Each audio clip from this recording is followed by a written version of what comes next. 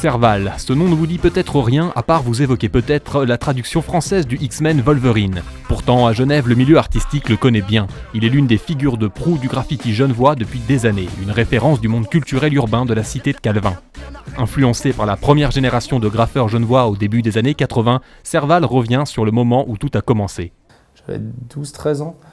Je pense qu'à 12-13 ans, on fait pas mal de choses, on n'a aucune idée de pourquoi on les fait. Quand c'était 91-92, j'ai souvenir de Cause, Touaille en train de peindre pendant qu'on jouait à Chêne Bougerie.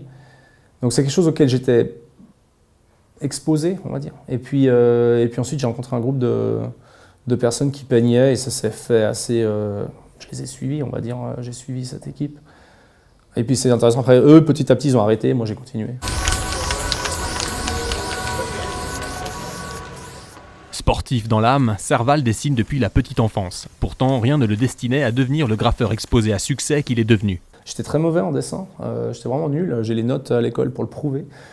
J'étais le plus mauvais de tous ceux avec qui j'ai commencé à faire du graffiti, clairement, de loin. Je crois qu'il y a quelque chose qui m'a énervé au niveau personnel, parce que j'avais eu pas mal de facilité jusque-là dans les choses que je faisais. Et tout à coup, j'arrive devant un truc, tous mes copains étaient meilleurs que moi. Je suis quelqu'un de relativement... Ok, alors juste un truc, moi le côté légende années 80, c'est j'écoute comme vous, je suis pas du tout de cette génération-là.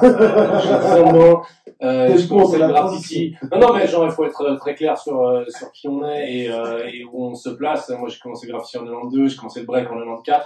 Après moi je suis dedans, genre je peins non-stop depuis 92, je break non-stop, je vois les autres danseurs dans la salle. On se connaît, on se voit à l'entraînement. Donc, et je pense que mon parcours, si vous intéresse, on en discute volontiers après. Pour moi, il est pas, si intéressant ce soir. Je pense qu'il y a des gens qui ont des parcours intéressants. Moi, ce que je trouve intéressant, c'est les transmissions.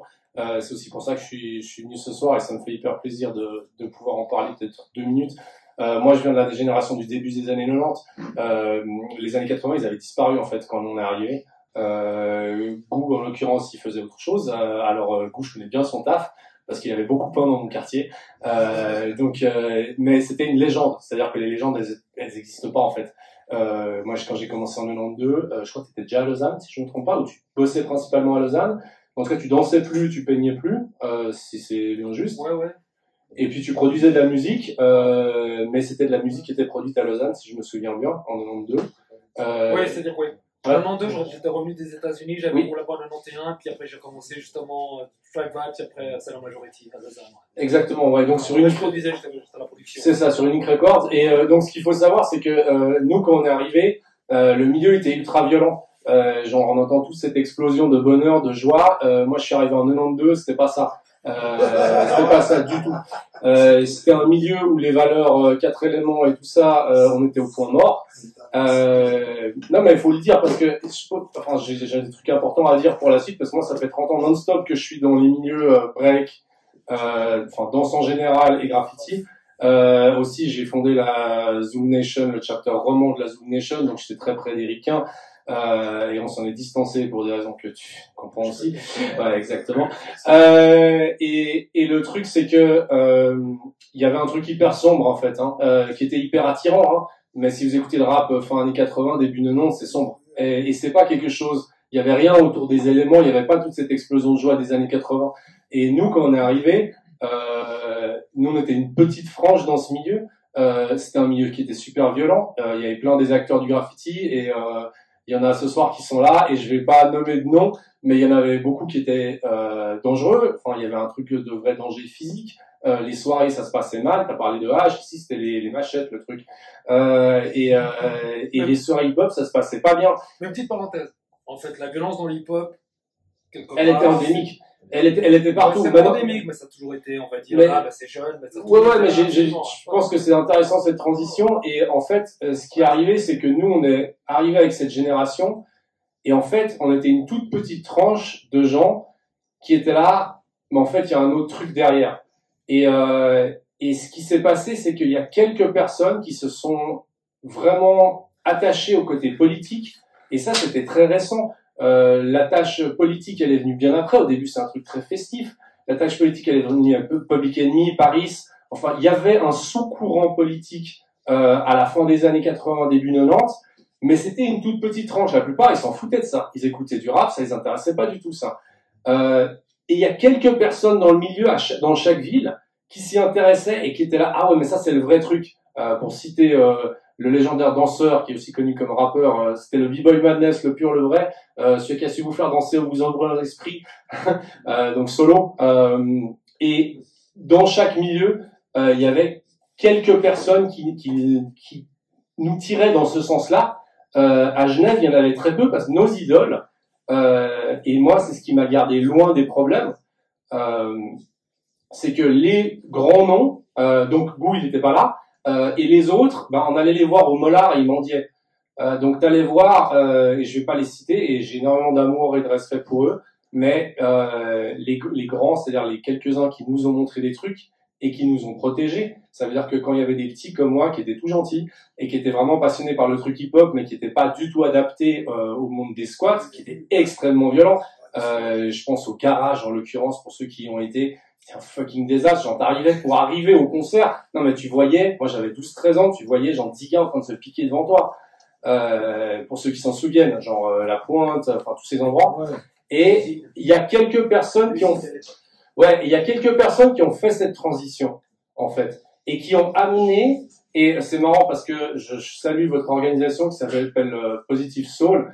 Il y avait une organisation, d'ailleurs, qui était au Parlement des jeunes de la ville de Genève, et je suis super content de lui redonner sa place et qu'on puisse l'applaudir ce soir. Il y avait une organisation qui a organisé la première jam de graffiti et qui s'appelait Positive Minds. Et cette personne en particulier, je pense, et tout un groupe, je pense à Alexandre Panaziti, le danseur, pour ceux qui le connaissent.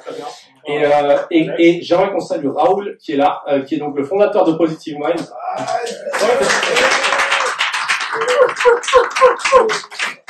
Et que quand on arrivait, nous, petits, qui étaient passionnés, alors nous on était passionnés, on était des geeks. Moi je suis américain, donc je faisais des allers-retours avec les États-Unis. Et puis moi, enfin, je suis un curieux, je viens de l'académie, donc genre, je suis quelqu'un qui est capable d'écouter.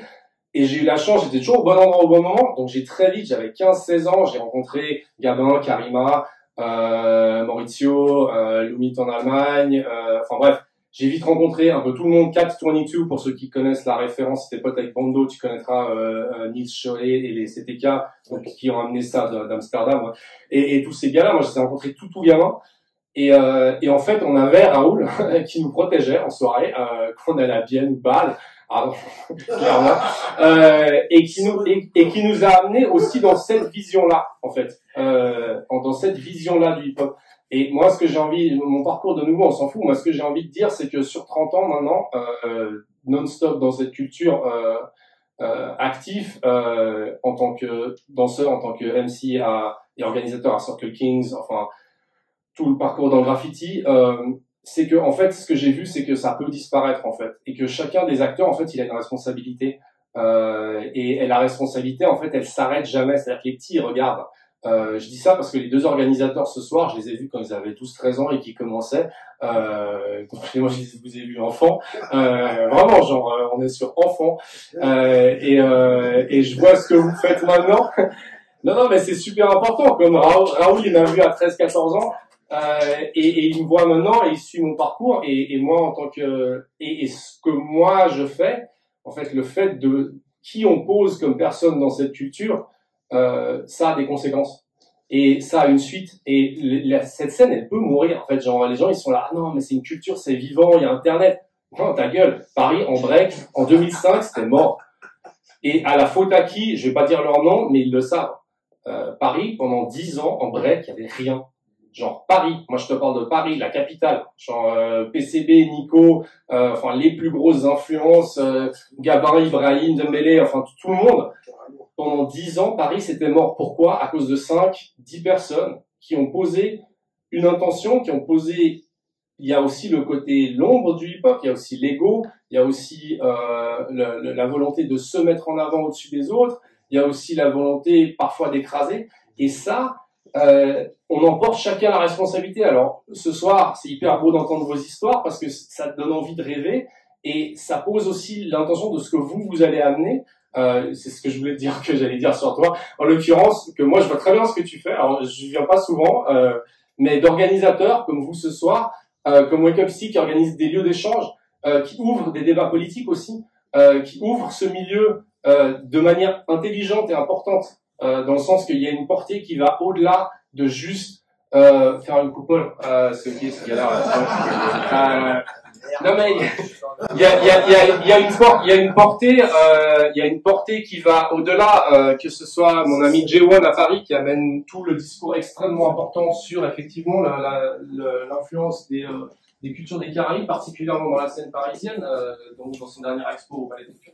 Je prends rien là-dessus, mais c'est un pote. Et en fait, je pense que chacun à notre échelle, dans notre ville, on a une importance à ce niveau de cette transmission-là, et elle pèse en fait. Genre Raoul, il a pesé sur moi. Je pense que le fait que moi et peut-être 2-3 anciens, on a été plutôt sympas et soutenants, ça a amené des choses, parce que vous connaissez des gens de ma génération qui étaient beaucoup moins sympas et beaucoup moins soutenants surtout, de par leur ego, et c'est pas ça qui vous a poussé en avant. Je pense à Anthony et des gens comme ça qui aussi sont des gens qui ont apporté au niveau de la culture, et cette transmission en fait elle est essentielle en fait.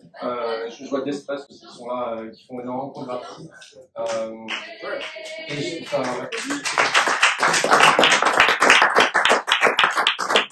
Et c'est juste ça que moi je voulais partager de mon parcours, c'est que il y a les gens qui peignent, il y a les gens qui dansent bien, mais au final il y a surtout qu'est-ce qu'on apporte, qu'est-ce qu'on va apporter au reste du cercle autour de soi.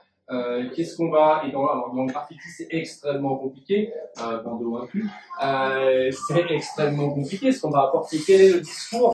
Et moi genre sur les années 80 j'entendais plein de gars qui étaient là, moi c'était le discours, je le détestais, hein, je vous avouerai, moi ces gars, les vieux gars ils arrivaient au jam, ils étaient en training à dire, je suis désolé pour les gars des années 80.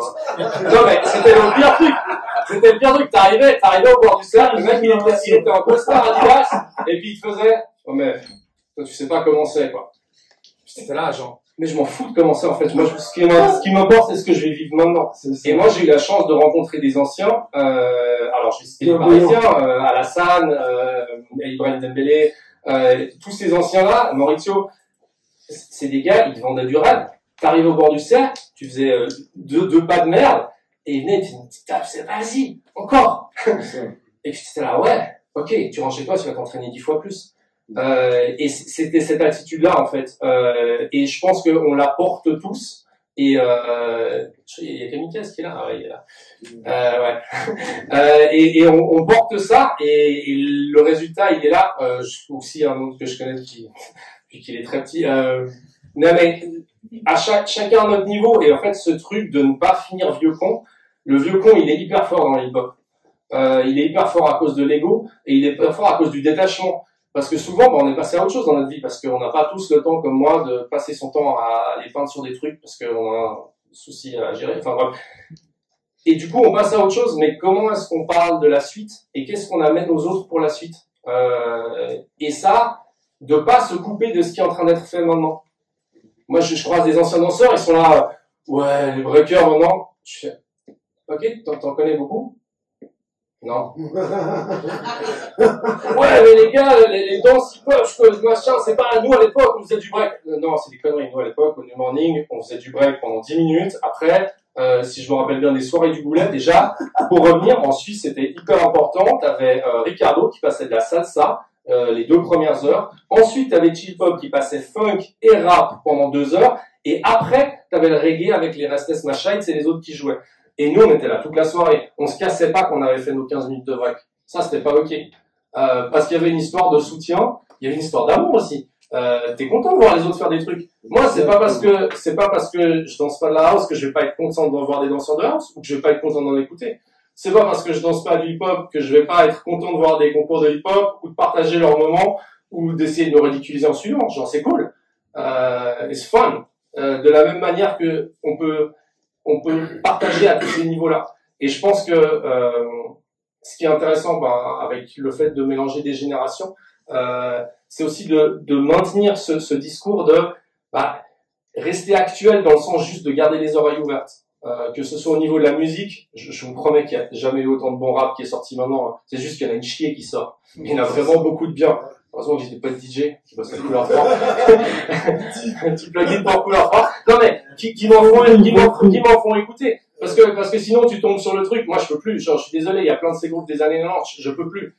Genre, le prochain gars qui passe, genre Mobb Deep après Gangstar, genre, c'est bon, ta gueule. Ça fait 30 ans que je l'entends ce passage. Genre, c'est bon, genre, c'est pas, Shukwan's Skills, ça va. Il y a trop. Ouais, non, mais genre, et pas avec ce qui sort maintenant. C'est pas ok. Pas avec ce qui sort maintenant en UK Garage, pas avec ce qui sort maintenant en funk, pas avec ce qui sort maintenant avec en Electrafrique, quoi. Genre, s'il vous plaît.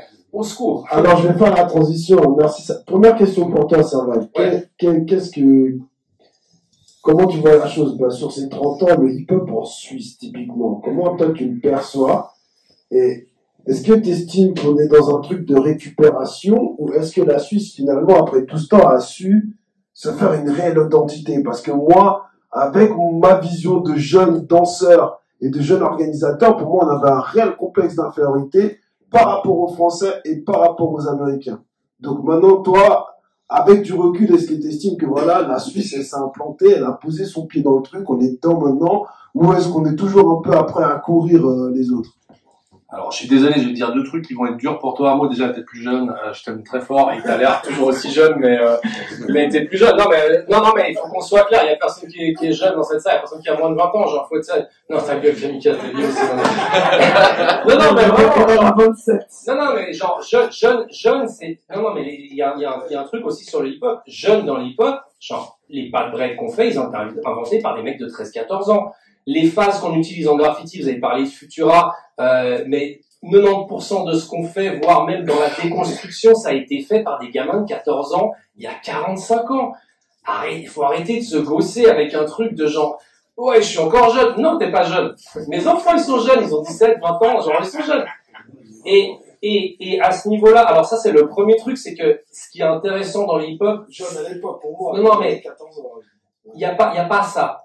C'est ça qui est intéressant dans le hip-hop.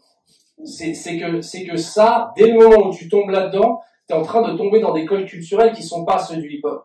Ceux du hip-hop, c'est, t'es au bord du cercle, ou t'as le mic, ou t'es au platine, ou t'es devant ton mur, qu'on traîne ce que tu veux, tu vaux ce que tu vaux.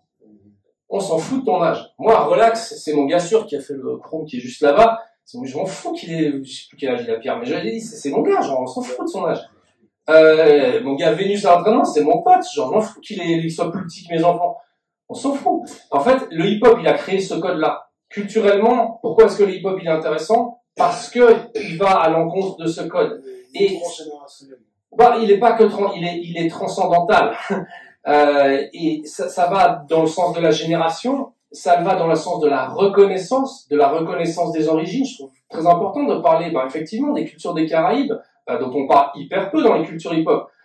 Et pour citer Track 2, Puerto Ricans put breakers on the back, you know, genre, c'est genre, tu dois reconnaître, c'est de reconnaître, d'apprécier et d'intégrer, en sachant ta place, mais de reconnaître, d'apprécier et d'intégrer. Et ça va au niveau des pays. Alors, le pays, on s'en fout. Alors, est-ce que à Genève, alors je vois des anciens graffeurs ici, on n'avait aucun rapport avec les Suisses allemands. Le style genevois qui a été développé par l'arrivée de Hervé au Goulet et de Sade, hein, bien sûr, qui avait habité près de Stalingrad, il était influencé par Paris. Donc, le style, je vous épargne le traité sur le graffiti parce que là, j'en ai pour encore vachement plus longtemps, les gars. Mais clairement, influence CTK, AEC et compagnie. Donc, aucun rapport avec Zurich qui était influencé par les mecs de Dortmund et Schins et les gars de Munich comme Lumit et Néon et tout ça. Donc, tout ça, on s'en fout, en fait. Et quelque part, on était Internet, pré-Internet. Le principe des cultures hip-hop, alors oui, il y avait des styles locaux, oui, il y a tous ces trucs qu'on peut regretter. On s'en fout. Ce qui est important, c'est cette notion transcendantale de partage et d'intergénération, d'interculture et d'aller au-delà. Après, tout le reste, c'est de l'ego. Et l'ego, c'est un problème, c'est un problème dans toutes les cultures. C'est pas un problème, c'est un problème d'individu et c'est un problème, on va dire, global. Mais dans l'essence de la culture hip-hop, en tout cas pour moi, telle qu'elle m'a été transmise par oui. Il y a quelque chose qui va au-delà de tout ça et qui a vraiment de l'importance. Enfin, genre, moi, ça m'a empêché de faire vraiment de la merde avec ma vie. Et quand les gens ils se disent ouais, mais ça c'est juste des mots. Non, non, non. Moi, mes idoles, elles faisaient la manche. Il y en a qui sont morts, et que je salue, donc ils disent ce soir. Et il y en a qui sont plus là.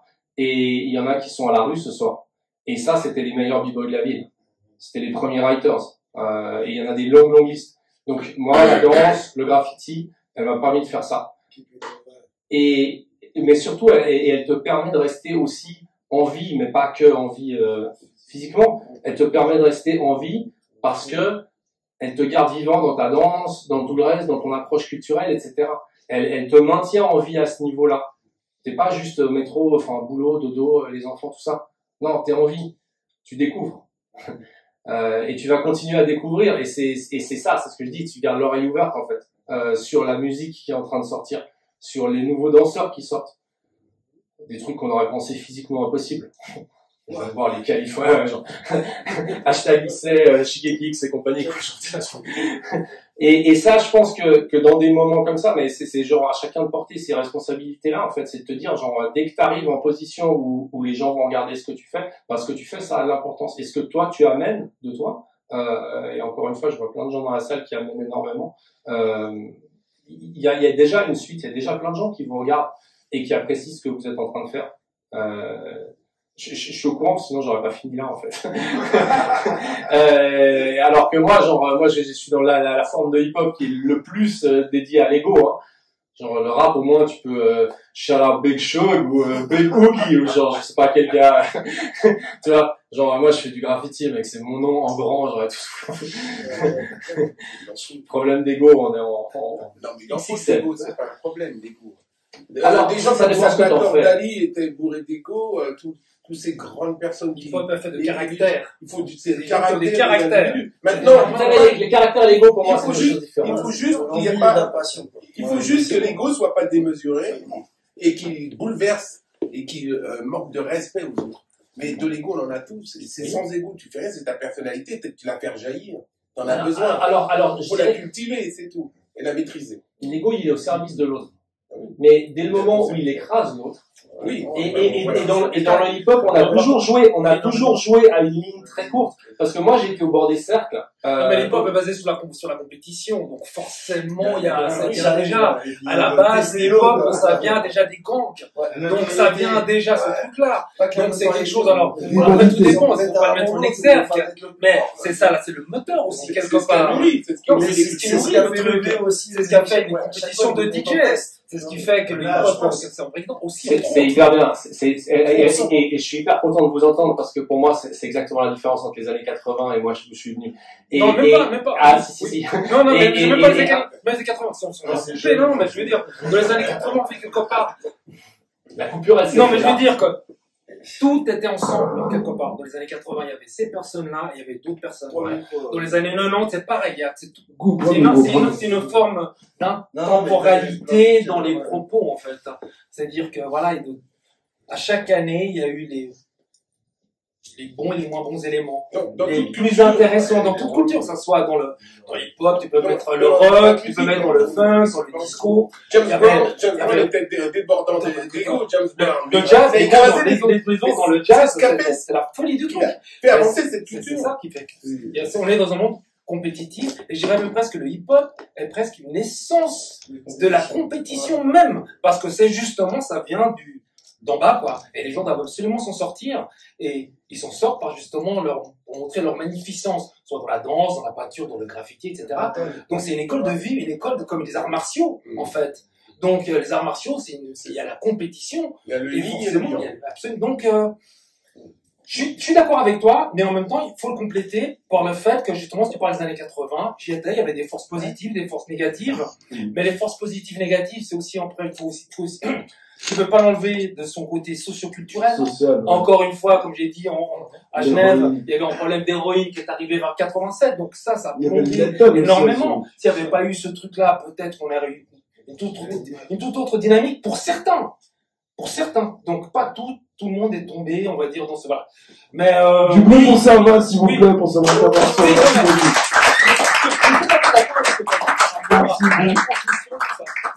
On va passer le micro à Yann après. Ouais, bien sûr. Je veux juste dire, moi, ce qui m'importe, et j'entends bien, et c'est pour ça que je ne vais pas parler de mon parcours ou même des années 90, on s'en fout des années 2000. Je vais parler de là où on en est aujourd'hui.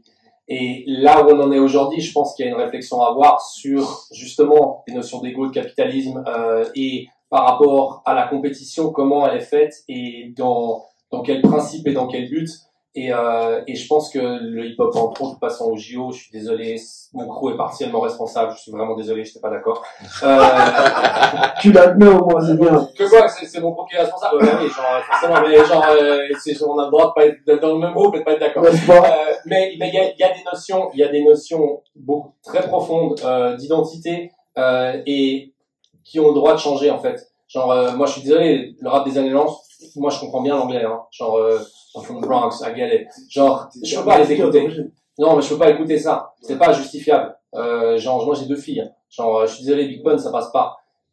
C'est pas ok. Genre, enfin, tu peux justifier. Mais je pense que le hip-hop, maintenant, c'est pire. Maintenant, c'est pire. Putain, c'est une grande partie. On peut avoir des mais maintenant, c'est pas mieux, on va dire. Passe le micro à Yann.